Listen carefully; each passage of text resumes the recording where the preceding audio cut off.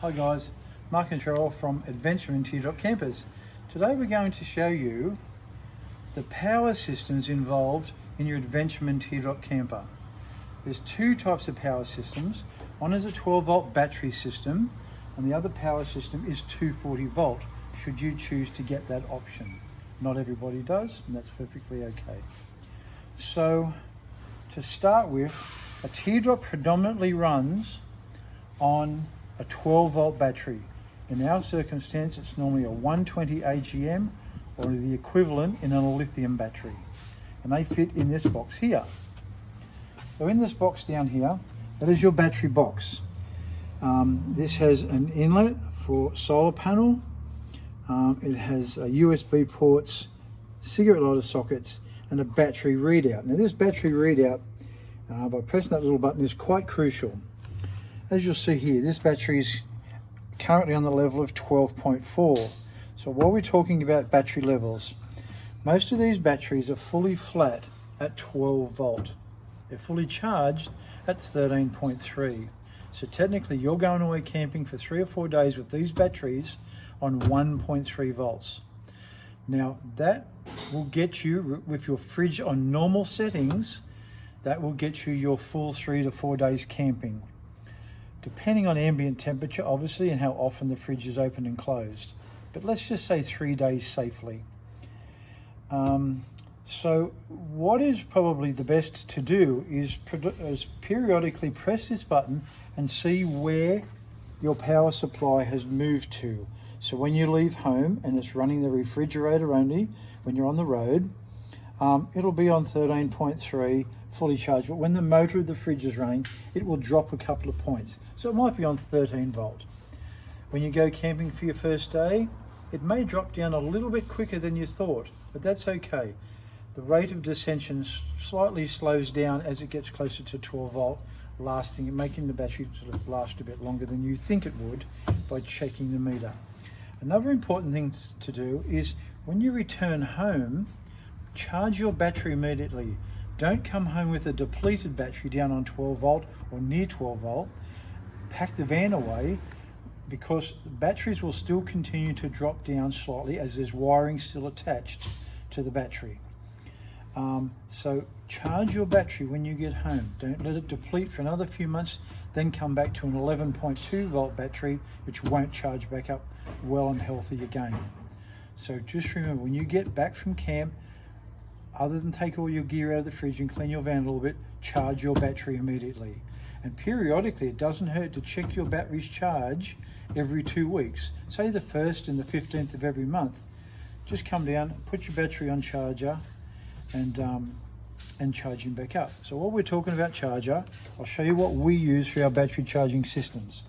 We use the Kick-Ass 22 amp.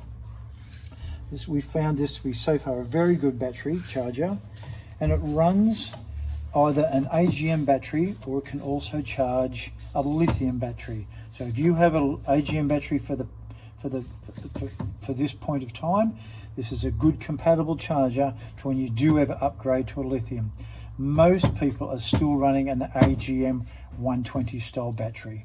They're a bulletproof battery. Their life cycle will be 3 to 4 years.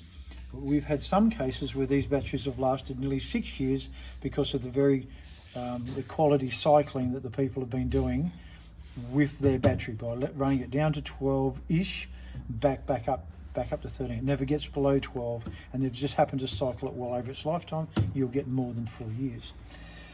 Now, this is your battery charger. Now, currently this battery charger, which runs on 240 volt, is connected to your 240 volt system. Now, this van is now connected, although you can't see it, it's connected to 240 volt in the side of the van like a normal caravan. This livens up these power points throughout the van. There's 2 in the kitchen, 2 in the bedroom, and there's 2 points here. This battery charger is connected into this one here. Now it's a little bit hard to see on these screens, but this battery charger is currently charging the battery. It runs a barcode across the base so you see how the numbers go. It's showing this one is on, this is a lithium battery in this van, lithium on the Rabbit. It's currently It's currently at 12.6 and charging well. So that's how that works. Now, one question you may say, oh, if I'm at a caravan park, how I can't use my caravan lead at home, because that's only meant for a caravan park because it's 15 amp. So at home,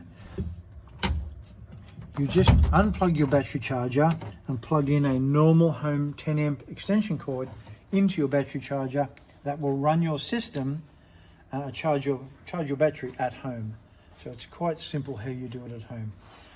Now, usually most folks charge their battery up on the night before they leave home, so he's fresh and you're leaving home with a full 13.3 volts when you leave home. So just remember, charge your battery as soon as you get home. Periodically press this little button here and look at what your charge is at, just to keep a mental note or learn the behavior of your battery in your fridge as to how long it's living, so that you can then gauge how long you can free camp for using your style of fridge. You might get 3, you might get 4 days. Now remember, do not turn your fridge onto freezer mode. When the fridge comes on at 4.9 volts, the fridge gets cold, it switches off at 1.9 volts, depending on the brand of the fridge. So therefore the fridge is only running for a short period of time while it gets cool. If you turn your fridge onto freezer mode, your fridge motor is running non-stop. So therefore your battery will literally only last a day and a half on freezer mode. So the power system in a regular teardrop, or ours included, does not allow for the fridges to be run on freezer mode. You need to do other ways of plugging in 240 or something in a caravan park to run a fridge on freezer mode. So that's really the simple system. We run the 240 volt system should you get that as an option. Your battery's in there in a battery box, and that's the thing that predominantly runs the teardrop. It runs the interior lights, the fans, the fridge, and all those things are 12 volt lit in our camper trailers. The only thing we have is 240 volt is the 3 power points. It doesn't run anything else. The fridge will never run on 240 volt. It's only a 12 volt system. And you're better off putting the 240 volt into your charger than topping your battery up than trying to run a fridge on 240 volt.